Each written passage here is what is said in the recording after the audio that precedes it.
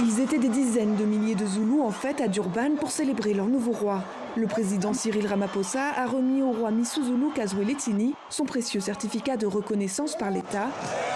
La monarchie zoulou n'a pas de pouvoir exécutif, mais elle est très influente, ses sujets représentant le 5e de la population sud-africaine.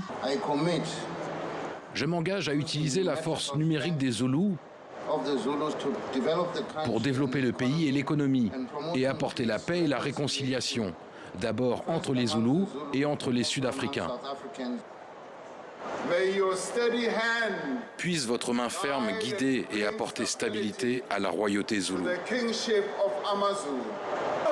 La succession ne s'est pas faite sans accroc. Pendant 1 an et demi suivant la mort du roi Goodwill Zwelithini en mars 2021, la famille royale s'est déchirée. Certains n'ont jamais accepté que la mère de Misuzulu, 3e épouse du roi, soit première dans l'ordre protocolaire du fait de son sang royal. Elle était princesse du royaume des Swatini.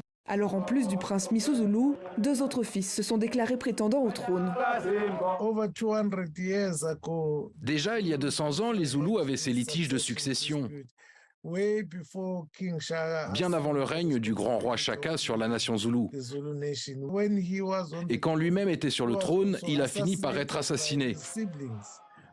Donc c'est vraiment quelque chose qui a toujours été là et qui fait partie de notre histoire.